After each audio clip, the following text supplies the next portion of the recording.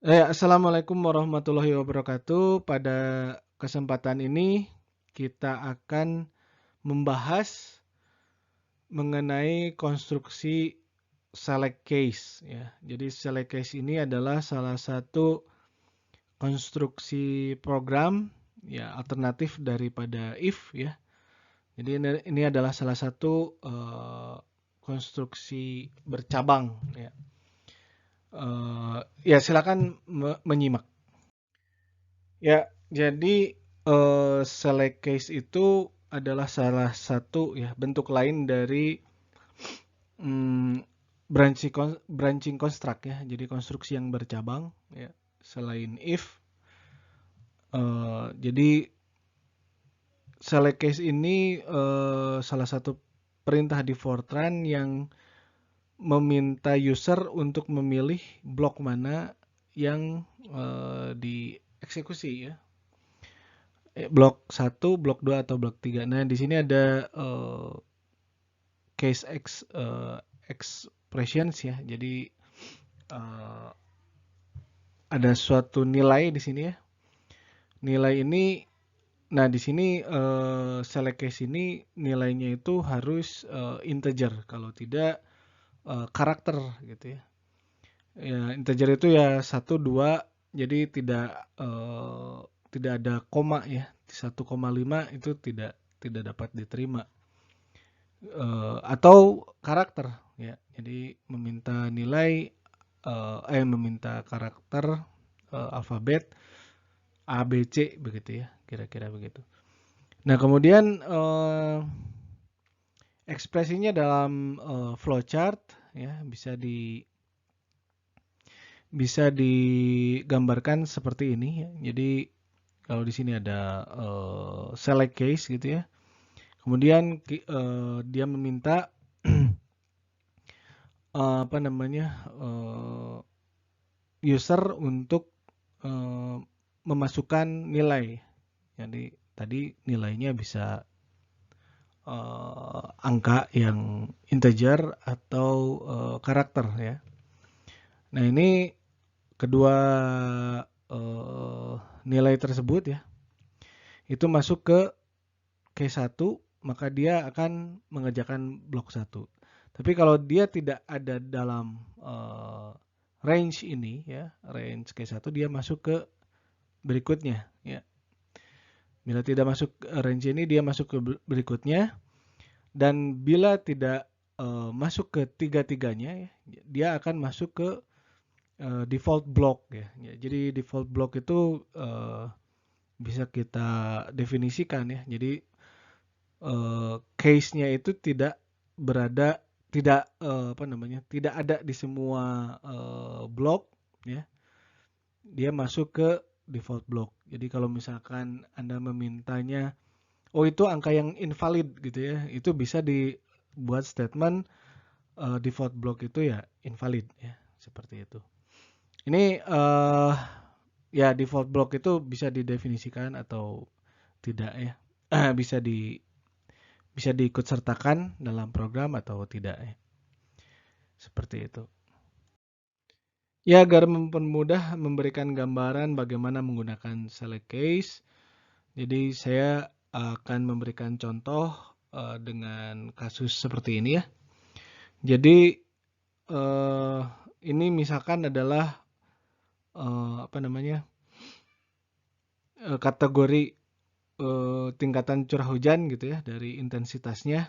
Ya, misalkan ini adalah kategori yang didefinisikan BMKG misalkan ya.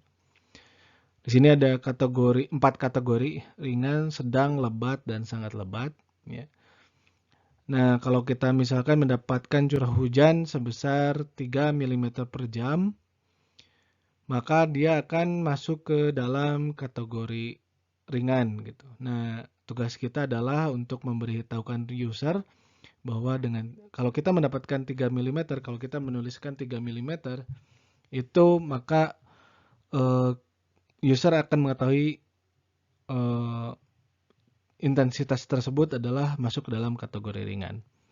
Contoh lain misalkan kita mendapatkan curah hujan 24 mm, maka ketika user itu memasukkan 24 mm per jam, dia akan memberitahukan kepada user bahwa curah hujan tersebut berada dalam kategori sangat lebat. Ya. Nah, sebetulnya contoh ini tidak terlalu tepat ya, tapi ini hanya untuk memudahkan saja. Tidak tepat itu karena beberapa pengukuran ketelitiannya itu ya satu di belakang koma gitu ya, misalkan 3,5 atau yang 24,1 begitu ya. Nah, itu tidak bisa karena itu harusnya real ya. Nah, tapi select case ini dia tidak bisa memasukkan angka real gitu ya. Jadi seperti yang dijelaskan tadi, itu hanya berlaku untuk integer dan karakter ya. Kalau kasusnya itu adalah real, itu baiknya Anda menggunakan konstruksi if ya, if then ya, seperti itu.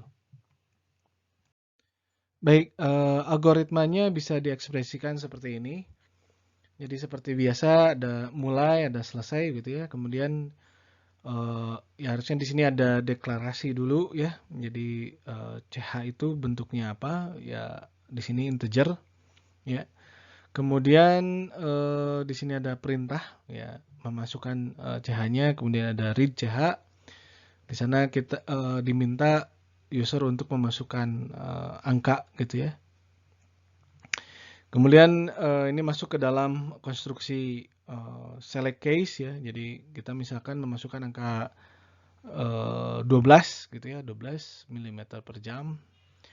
Kemudian dia masuk ke seperti ini ya, 15, 6, 10 gitu ya, 11, 20 ya. Ini adalah case-nya ya. Jadi kalau misalkan 12 itu dia tidak akan masuk ke dalam range ini gitu ya. Tidak masuk ke dalam range ini, tapi dia masuk ke dalam range ini gitu ya. Jadi di sini ada no, di sini ada yes ya. Nah, kemudian di sini ada masuk ke sini ya, tadi 12 mm. Kemudian program akan menuliskan lebat ya. Nah, ini bisa dilihat nih ada suatu cara penulisan 1.5 gitu ya. Artinya angka tersebut berada di dalam range 1 sampai 5. Tapi di sini harus diingat bahwa di sini adalah integer ya. Jadi tidak ada 2,5, yang ada 1, 2, 3, 4, 5 gitu ya. Ini penulisannya seperti ini. Dan di sini ada lagi penulisan seperti ini. Ya, ini ada 21.2 ya. Ini adalah suatu cara penulisan. Ya, jadi di sini ada paling kecil 21, paling besar itu di atas itu gitu ya. Nah, di sini kita tidak menggunakan default case gitu ya. Case default. Karena kalau misalkan kita memasukkan case default, di sini tidak terdefinisikan untuk negatif gitu ya.